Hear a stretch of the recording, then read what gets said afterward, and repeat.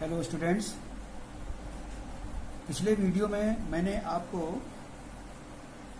Indirect speech में tense के परिवर्तन के बारे में बताया था कि टेंस किस प्रकार से बदलेंगे, उसमें कौन कौन से शब्द किस प्रकार से बदलते हैं, ये मैंने आप लोगों को बताया था। ओके, आज हम जो है प्रोनाउन में क्या परिवर्तन होता है ये हम आप लोगों को बताएंगे। तो सबसे पहले प्रोनाउन को जानने के लिए हमें सबसे पहले प्रोनाउन के चार्ट को समझना पड़ेगा, क्योंकि प्रोनाउन के चार्ट को अगर हम नहीं समझ पाते हैं तो फिर हमें इनडायरेक्ट में प्रोनाउन चेंज करने में समस्या आती है, प्रॉब्लम आती है। ठीक है, तो आज हम लोग ये समझेंगे कि प्रोनाउन का चार्ट क्या होता है और किस प्रकार से प्रोनाउन जो है वो हमारे इनडायरेक्ट में इतना इम्पोर्टेंट होता है। ओके, तो चलिए हम लोग देखते हैं कि प्रोनाउन का चार्ट किस प्रकार से हम समझेंगे, उसको समझते हैं। तो देखिए, सबसे पहले प्रोनाउन का चार्ट समझने के लिए हमको पर्सन समझना पड़ेगा। पर्सन देखिए तीन प्रकार के होते हैं, फर्स्ट पर्सन, सेकंड पर्सन और थर्ड पर्सन। ठीक है, तो अब हम लोग समझते हैं कि फर्स्ट पर्सन क्या होता है। ठीक है, आइए देखते हैं। देखिए, फर्स्ट पर्सन जो है, सबसे पहले हम फर्स्ट पर्सन समझेंगे। फर्स्ट पर्सन, ठीक है, फर्स्ट पर्सन पहले समझेंगे। देखिए, फर्स्ट पर्सन में भी दो पार्ट हो जाते हैं। ठीक है, नंबर एक आपका हो जाता है singular number, singular number, singular number हो जाता है। और दूसरा हो जाता है प्लूरल नंबर।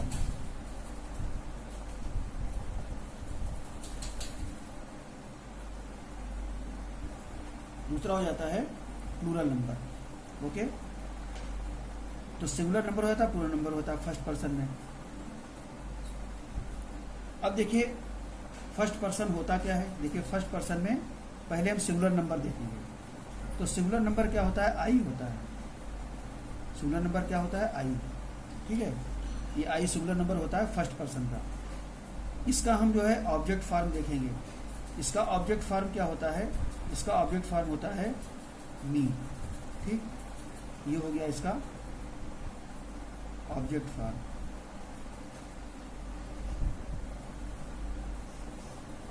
इसका ऑब्जेक्ट फॉर्म होता है। ठीक है, आई क्या है, आई सब्जेक्ट फॉर्म है। आई क्या है, वो सब्जेक्ट फॉर्म है और मी है ऑब्जेक्ट फॉर्म। ठीक है, इसका क्या कहते हैं, पजेसिव फॉर्म क्या होता है। देखिए, अब आई का माई जो है वो क्या होता है, ये होता है पजेसिव फॉर्म। ये होता है पजेसिव फॉर्म। ठीक है, आई का आई सब्जेक्ट फॉर्म होता है, मी ऑब्जेक्ट फॉर्म होता है और माई क्या होता है, पजेसिव फॉर्म होता है। ठीक है, इसी प्रकार से एक पजेसिव फॉर्म और होता है, वो होता है माइंड। ठीक, ये भी क्या होता है, पजेसिव फॉर्म भी कहलाता है। ठीक, अब देखिए, ये फर्स्ट पर्सन का क्या हो गया, ये हो गया सिंगुलर। ठीक है, अब हम लोग प्लूरल पर आते हैं, दूसरे नंबर पर। प्लूरल जो होता है वो सब्जेक्ट फॉर्म ये होता है, वी होता है। प्लूरल क्या होता है, वी होता है। ठीक है, ये होता है इसका सब्जेक्ट फॉर्म। सब्जेक्टिव फॉर्म कहते हैं इसको हम, यानी कर्ता स्वरूप में होता है। वी का सब्जेक्ट फॉर्म क्या होता है, वी होता है। ठीक है, अस जो होता है ये होता है ऑब्जेक्ट फॉर्म, ऑब्जेक्टिव फॉर्म होता है। ठीक है, ये होता है ऑब्जेक्टिव फॉर्म होता है। अवर और अवर्स, ये होता है पजेसिव फॉर्म। ठीक है, ये होता है पजेसिव फॉर्म। ये मैं फर्स्ट पर्सन का सिंगुलर नंबर बता रहा हूँ। वी होता है सब्जेक्ट फॉर्म, अस होता है ऑब्जेक्टिव फॉर्म और अवर अवर्स होता है पजेसिव फॉर्म। ठीक है, अब ये मैंने फर्स्ट पर्सन बताया, ठीक है। अब हम लोग आते हैं सेकंड पर्सन पर। सेकंड पर्सन, ठीक, सेकंड पर्सन, ठीक है। सेकंड पर्सन जो है क्या होता है, सेकंड पर्सन केवल एक ही होता है, ठीक है। उसको हम क्या कहते हैं, उसको कहते हैं यू, ठीक। सेकंड पर्सन यू होता है। यू इसका जो होता है ये सब्जेक्ट फॉर्म होता है, ये सब्जेक्ट फॉर्म होता है, यानी हिंदी में क्या कह सकते हैं हम, कर्ता स्वरूप। क्या होता है, कर्ता स्वरूप, ठीक है। सब्जेक्ट फॉर्म जो होगा वो कर्ता स्वरूप होता है। चलिए, अब इसका यू जो होता है, यू ही इसका जो है वो ऑब्जेक्ट फॉर्म होता है, ऑब्जेक्ट फॉर्म होता है, ठीक है। इसको हम हिंदी में क्या कहते हैं, कर्म स्वरूप। क्या कहेंगे, इसको हम कहेंगे कर्म स्वरूप, ओके। अब इसका जो है पजेसिव फॉर्म क्या होता है, योर या योर्स, इसको हम कह सकते हैं पजेसिव फॉर्म, पजेसिव फॉर्म, ठीक। यू, योर और योर्स पजेसिव फॉर्म होता है, ठीक है। अब आ जाइए हम आ जाते हैं थर्ड पर्सन पर। थर्ड पर्सन, ठीक, ये क्या हो जाता है, थर्ड पर्सन हो जाता है, ठीक है। अब थर्ड पर्सन में क्या क्या होता है, देखिए थर्ड पर्सन में सबसे पहले मैस्कुलिन जेंडर, थर्ड पर्सन में ही होता है, ठीक। ही क्या होता है, ये होता है सब्जेक्ट फॉर्म, ये सब्जेक्ट फॉर्म हो गया, ठीक। और हिम क्या हो गया, ये ऑब्जेक्ट फॉर्म हो गया, ठीक है। ये क्या हो गया, ऑब्जेक्ट फॉर्म हो गया। इसी प्रकार से हिज क्या हो गया, ये हो गया पजेसिव फॉर्म, ठीक। हिज क्या हो गया, पजेसिव फॉर्म हो गया, ठीक है। अब इसी प्रकार से फेमिन जेंडर में शी होता है, शी क्या होता है, सब्जेक्ट फॉर्म कहलाता है, ठीक है, सब्जेक्ट फॉर्म कहलाएगा। और उसके बाद ये जो हर है ये ऑब्जेक्ट फॉर्म कहलाएगा, ये क्या कहलाएगा, ऑब्जेक्ट फॉर्म कहलाएगा, ठीक है।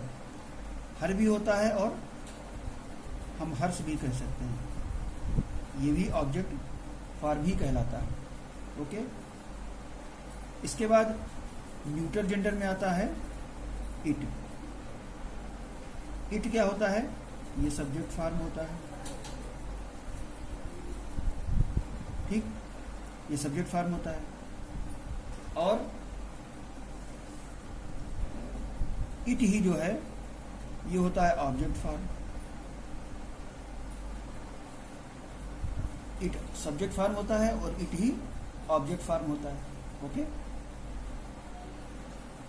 चलिए, इसके बाद इसका जो ये होता है इट्स, इट्स यानी इट्स, ये कहलाता है पजेसिव, पजेसिव फॉर्म, ठीक है। इट्स कहलाता है पजेसिव फॉर्म। अब देखिए थर्ड पर्सन जो होता है इसका बहुवचन भी होता है, ठीक है। थर्ड पर्सन का बहुवचन होता है, तो थर्ड पर्सन का बहुवचन क्या होता है, वो होता है दे, ओके। दे, दे क्या होता है, ये सब्जेक्ट फॉर्म होता है, दे होता है सब्जेक्ट फॉर्म। और देम क्या होता है, ये ऑब्जेक्ट फॉर्म होता है, ठीक है। देम क्या होता है, ये ऑब्जेक्ट फॉर्म होता है, ठीक। और इसी तरह से देयर कर सकते हैं या देयर्स भी कर सकते हैं, देयर्स, ठीक, दोनों। इसको हम क्या कहते हैं, पजेसिव फॉर्म, ठीक, ओके। इसको देयर को पजेसिव फॉर्म कहते हैं और देयर्स को भी पजेसिव फॉर्म कहते हैं। ये बहुवचन में आता है कभी कभी। जब इसको हम विस्तार से, जब आप लोगों को ट्रांसलेशन हम सिखाएंगे तब इसको हम पूरा ठीक से बताएंगे, ठीक है। अभी आपको इनडायरेक्ट समझ रहे हैं। तो देयर को क्या कहते हैं, पजेसिव फॉर्म, देयर्स भी पजेसिव फॉर्म होता है। अब इतना हमने आप लोगों को क्या कहते हैं कि ये प्रोनाउन का चार्ट समझाया, ठीक है। सबके समझ में आ रहा होगा, इसको ठीक प्रकार से समझ रहे होंगे। और अगर नहीं समझ में आता तो मुझे कमेंट करके करेंगे, मैं बताऊंगा। और अब इसमें एक बात ये समझना है, थर्ड पर्सन में विशेषकर, कि थर्ड पर्सन में अगर मान लीजिए कि ही के स्थान पर किसी व्यक्ति का नाम है, ठीक है। जैसे मान लीजिए सपोज अगर किसी थर्ड पर्सन में ही के स्थान पर किसी व्यक्ति का नाम है, ठीक है। सपोज मान लीजिए लिखा है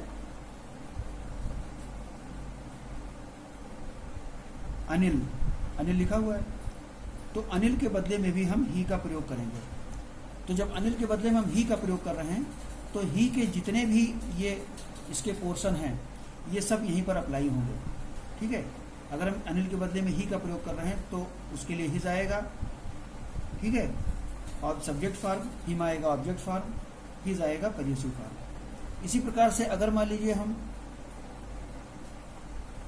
हम जो है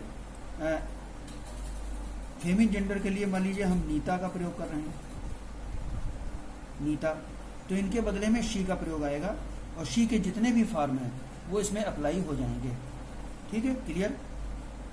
इसी तरह से अगर मान लीजिए हम किसी वस्तु का नाम लिख रहे हैं या किसी पक्षी का नाम लिख रहे हैं तो उसके बदले में इट का प्रयोग करेंगे और इट के सारे ये फॉर्म उसके लिए अप्लाई हो जाएंगे। इसी तरह से अगर मान लीजिए कि अगर हम बहुवचन का प्रयोग कर रहे हैं, जैसे मान लीजिए कि अगर हम प्रयोग कर रहे हैं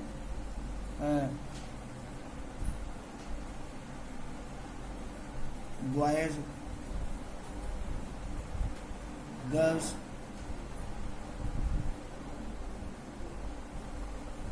चिल्ड्रेन, ठीक, मेन, विमेन, इस तरह से मतलब जितने भी हम बहुवचन का अगर हम प्रयोग कर रहे हैं सब्जेक्ट के रूप में तो उनके बदले में दे बोला जाता है, ठीक है। दे कहेंगे तो फिर दे के जितने भी ये फॉर्म हैं वो सभी इसके लिए अप्लाई हो जाएंगे। तो आज हमने आप लोगों को प्रोनाउन के बारे में बताया है, प्रोनाउन समझाया है और मैं समझता हूँ कि ये अच्छी प्रकार से आपके समझ में आ गया होगा। और इसको एक बार फिर से वीडियो देखेंगे और इसको समझने का प्रयास करेंगे, क्योंकि देखिए ऐसा है कि इनडायरेक्ट में प्रोनाउन बहुत ही महत्वपूर्ण होता है। अगर आपने प्रोनाउन की गलती कर दी तो फिर आपका इनडायरेक्ट सही नहीं हो सकता है और ये थोड़ा कठिन भी होता है। लेकिन आप अगर इस तरह से हम जैसे समझा रहे हैं, अगर इसको वीडियो देखेंगे, समझेंगे तो आपको कतई प्रॉब्लम नहीं होगी। और इसके बाद अब मैं आप लोगों को एक चार्ट और बताऊंगा अगले वीडियो में, जो कि ऐसा होता है कि इनडायरेक्ट में निकटता प्रकट करने वाले शब्द जो आते हैं उनको दूरी प्रकट करने वाले शब्दों में बदल दिया जाता है। तो उस चार्ट को मैं अपने थर्ड वीडियो में डालूंगा। आप इसको समझिए और प्रोनाउन को समझिए और देखिए, ठीक है, और इसको अच्छी प्रकार से समझिए। मेरे वीडियो को आप लोग शेयर करें, लाइक करें और सब्सक्राइब करें। बहुत बहुत धन्यवाद, थैंक यू।